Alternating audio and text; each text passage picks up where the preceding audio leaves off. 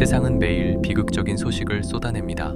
어느 건설사의 아파트가 무너졌다는 소식, 물가가 올라 서민들의 삶이 팍팍해졌다는 기사, 그리고 금리가 올라 대출 이제 허덕인다는 절규들. 대부분의 사람들은 이런 뉴스를 접할 때 본능적으로 반응합니다. 세상이 미쳐 돌아가는구나. 정부는 대체 뭐 하는 거지? 저 부도덕한 기업은 망해야 해. 포털 사이트의 댓글창은 분노와 비난으로 가득 차고 사람들은 그곳에서 감정을 배설하며 동질감을 느낍니다.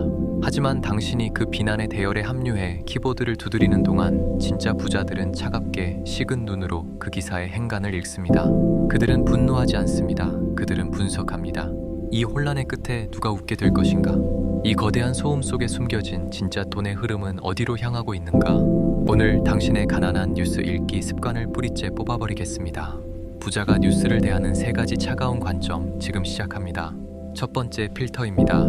감정이라는 안개를 걷어내고 본질을 보십시오. 가난한 사람은 뉴스를 감정적 드라마로 소비합니다. 부실 공사 기사를 보며 입주민의 슬픔에 공감하고 건설사의 부도덕함에 치를 떱니다. 물론 그것은 인간적인 반응입니다. 하지만 자본주의 시장에서 감정은 당신의 자산을 지켜주지 않습니다. 부자는 이 사건의 본질이 무엇인지 질문합니다.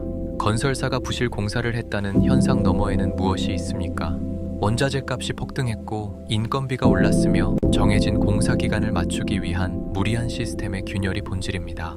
그렇다면 그 다음은 어떻게 될까요? 정부의 규제는 강화될 것이고 중소건설사들은 자금난에 시달리며 도산할 것입니다. 공급은 급격히 줄어들 것이고 결국 3년 뒤, 5년 뒤 안전이 검증된 브랜드 아파트의 가치는 희소성 때문에 폭등하게 될 것입니다. 부자는 뉴스에서 슬픔을 읽는 것이 아니라 공급의 절벽을 읽습니다.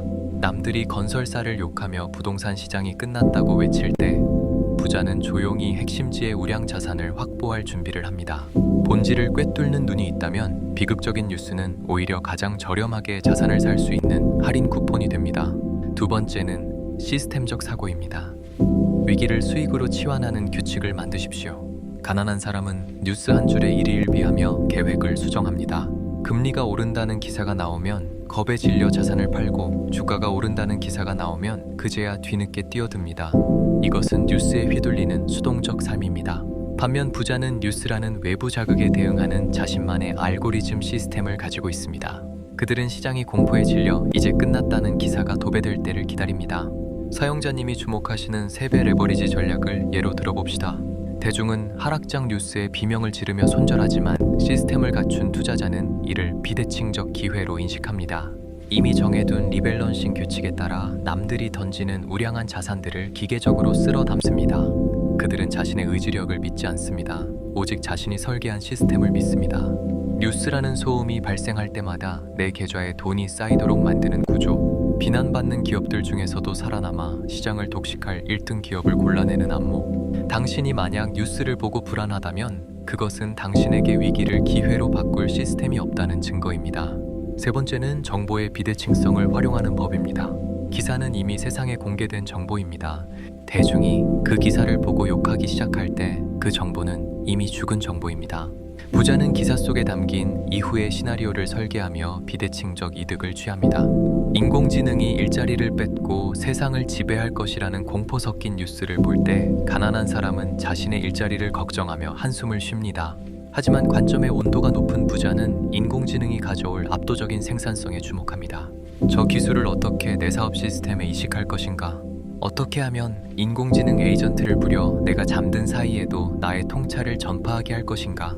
그들은 남들이 인공지능을 욕할 때 인공지능을 레버리지 삼아 수만 명의 노동력을 대체하는 시스템을 구축합니다. 리스크는 남들이 짊어지게 하고 성장의 열매는 내가 가져오는 비대칭적 자리. 부자는 뉴스를 보며 세상의 변화를 읽고 그 변화의 파도 맨 위에서 서핑을 즐깁니다. 마지막으로 묻겠습니다.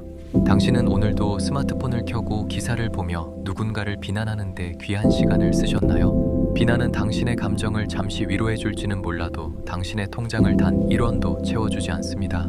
오히려 비난의 에너지를 쏟는 동안 당신의 부의 그릇은 점점 더 작아질 뿐입니다. 이제 관점의 온도를 높이십시오. 모두가 욕할 때 그 이면의 가치를 보고 모두가 절망할 때 나만의 수익 시스템을 정비하십시오. 뉴스는 당신을 화나게 하기 위해 존재하는 것이 아닙니다. 당신이 잡아야 할 부의 시그널을 숨겨둔 거대한 보물지도입니다. 감정의 노예로 살 것인지 시스템의 설계자로 살 것인지는 오직 당신의 선택에 달려 있습니다. 분노를 멈추고 차가운 분석을 시작하십시오. 세상을 읽는 새로운 눈, 관점의 온도였습니다.